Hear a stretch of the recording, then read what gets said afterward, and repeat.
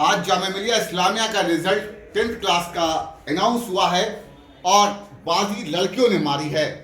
तो अभी हम लोग लगातार घर खोजते खोजते उस लड़की के घर पर पहुंचे हैं। हम नॉक करेंगे टॉपर्स के घर को आइए और तशरीफ जानने की लाइए। कोशिश कर। आपकी ही बच्ची टॉप की है। जी जी जी, आइए तशरीफ लाइए। आप लोग यू आर मोस्ट वेलकम।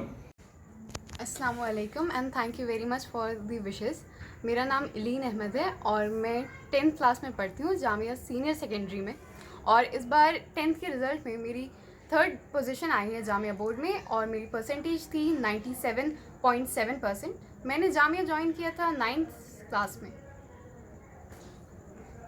आपने 9th क्लास में जामिया ज्वाइन किया, 10th में गई और टॉपर बनी जामिया मिलिया इस्लामिया में। किस तरह का, क्या आज जो टॉपर का रिजल्ट आया उसमें आपको टॉपर घोषित किया गया है? 3 टॉपर्स में एक नाम आपका भी है। कैसा महसूस कर रहे हैं आप अभी? आपका परिवार कैसा महसूस कर रहा है? बहुत खुशी है इस बात की अल्हम्दुलिल्लाह कि इतनी अच्छी पोजीशन और इतनी अच्छी परसेंटेज आई है। बहुत सपोर्ट था पेरेंट्स का और मेरे टीचर्स का और बहुत ज़्यादा खुशी थी। इतना एक्सपेक्ट नहीं किया था परसेंट का, लेकिन अल्हम्दुलिल्लाह 97.7 इज़ वेरी ग्रेट। बहुत, हम लोग भी आपको मुबारकबाद देते हैं, आपके परिवार को मुबारकबाद देते हैं। मेरा अगला सवाल होगा, आप टॉपर्स हैं, आगे क्या सपना है, क्या करना है? जी, मेरे आगे एक फ्यूचर डॉक्टर बनने का सपना है। बच्ची को डॉक्टर बनने का सपना है। इनके माता पिता है, यकीन मानिए आज इन पूरे परिवार के लिए खुशियों का दिन है। पिता में से बातचीत हो रही, बहुत खुश नजर आए। भाई, यहाँ पर इनके भाई भी हैं, ये भी बहुत खुश नजर आ रहे हैं। इनकी माँ भी हैं। देखिए, माँ बाप का बहुत अहम रोल होता है बच्चों को बनाने में। हम लोग कहते हैं कि सबसे बेहतरीन जो दौलत है वो औलाद हुआ करती है। और खासकर कहा जाता है जितना अच्छा इन्वेस्टमेंट आप बच्चों के साथ कीजिएगा, तो आप उन पेरेंट्स को क्या कहना चाहिएगा? आपकी बच्ची टॉप हुई है जामिया में, आप उन पेरेंट्स को क्या मैसेज देना चाहिएगा? बच्चों को पढ़ाई, खासकर लड़कियों को, वो घरों से बाहर नहीं निकालते हैं, अच्छी तालीम की तरफ नहीं भेजते। आप बहुत दूर हैं, लंबा सफ़र बच्ची तय करके जाती होगी एग्ज़ाम या जामिया ज्वाइन किया होगा, क्योंकि हम लोग ढूंढ कर आपको आए। हमें खुद यहाँ तक पहुँचने में जामिया मिलिया इस्लामिया से 45 मिनट्स लगा है और आपकी बेटी 45 मिनट्स का सफ़र आने जाने, जाम, कई परेशानियाँ, उसके बावजूद बच्ची वहाँ पढ़ी। इतना हौसला, इतना हिम्मत के साथ अपने बच्चों को पढ़ाया। पेरेंट्स, खासकर महिलाओं को क्या कहना चाहिएगा? देखिए, मैं तो ये बोलूँगी ना कि बच्चियों को कभी आप रोके नहीं, उनको उड़ने दें, उनकी उड़ान को कभी नहीं रोकें। मैंने अपनी बेटी को कभी भी उनको उनके सपनों में कमी नहीं होने दिया। ये जो भी चाहिए मैंने सपोर्ट किया है, मैंने हमेशा ही सपोर्ट किया है और बेटियों को तो बेटों से कम कभी भी नहीं समझा मैंने। तो बस यही कहना चाहूँगी कि बेटियों को सपोर्ट करें, उन्हें पढ़ने दें और वो जो करना चाहें उन्हें करने दें, उन पर विश्वास रखें। बिल्कुल। फादर जो हैं वो जामिया मिलिया इस्लामिया के अलुमनाई भी हैं, बहुत खुश हैं। यकीन मानिए खुशी का दिन भी है। हम लोगों से मिले, हमें खुद रिसीव करने ये आए। हम लोग लगातार कॉन्टैक्ट्स में थे इनसे। क्या कहना चाहेंगे इस पर? पेरेंट्स को क्या मैसेज देना चाहेंगे? बहुत खुशी है, हम लोग भी बहुत खुश हैं कि आपकी बच्ची टॉप की है। क्या कहना चाहेंगे? मैसेज पेरेंट्स के लिए आपके पास क्या है? सबसे पहले तो मैं अल्लाह ताला का बहुत बहुत शुक्र अदा करना चाहता हूँ कि अल्लाह ताला ने हमारी बच्ची को इस मकाम तक पहुँचाया।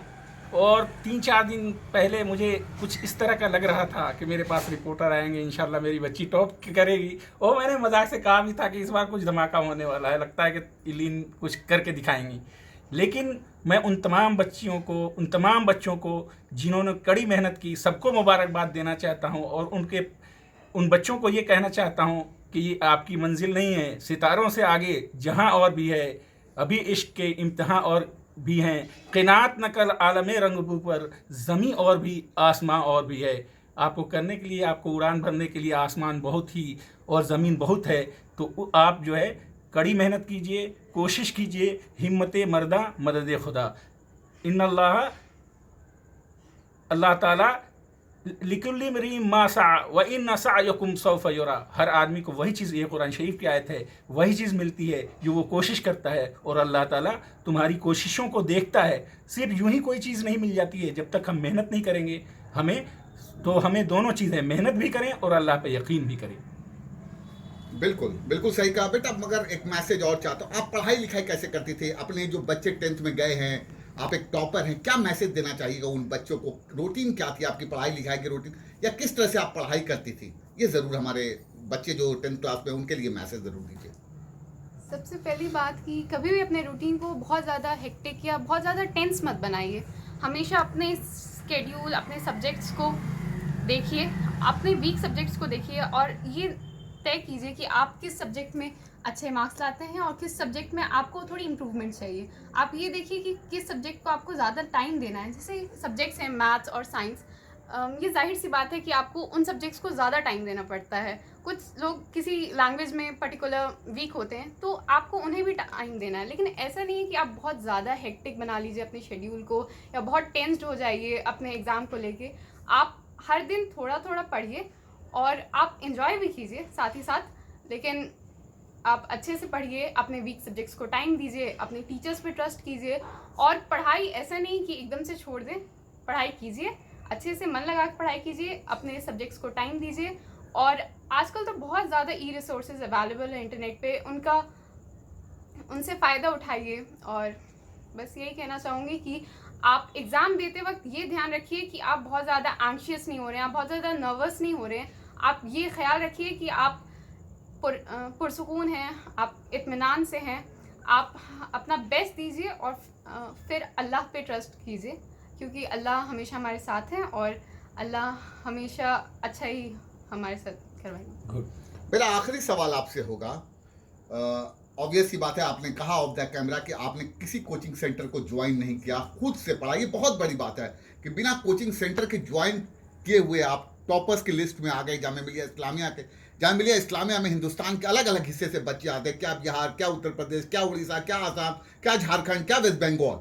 तो आपका कहीं ना कहीं हिंदुस्तान में नाम जाएगा, एक मैसेज जाएगा। आप ये मुझे बताइए, टाइम मैनेजमेंट, अक्सर बच्चों को टाइम मैनेजमेंट को लेकर शिकायत होती है। बहुत सारे बच्चे टॉपर्स होते हैं या उनसे कम वाले होते हैं, बोलते हैं यार कि मुझे क्वेश्चन तो आता था, हमने छोड़ दिया। प्रैक्टिस सेट वगैरह किया था आपने? सैम्पल पेपर वगैरह कौन से इस्तेमाल किए थे ताकि बच्चों को फ़ायदा हो सके? प्रैक्टिस सेशन कैसे करती थी? टाइम मैनेजमेंट एग्जाम से पहले किस तरह से आप तैयारी अपनी सेल्फ स्टडी के तौर पर रखा? कौन कौन से सैम्पल पेपर का इस्तेमाल किया? हमारे बच्चों को ज़रूर बताइए। जी, मैं हमेशा से अपनी क्लास में सबसे ज़्यादा नंबर नहीं लाती थी। बहुत सारे बच्चे थे जो मुझसे बहुत ज़्यादा नंबर लाते थे, लेकिन ओवर द ईयर मैंने ये देखा कि मेरी क्या मिस्टेक्स हो रही हैं। जो हमारी हाफ ईयरलीज़ हो रहे थे, जो हमारे यूटीज़ हो रहे थे, उसमें मैंने देखा कि मैंने क्या क्या मिस्टेक्स की।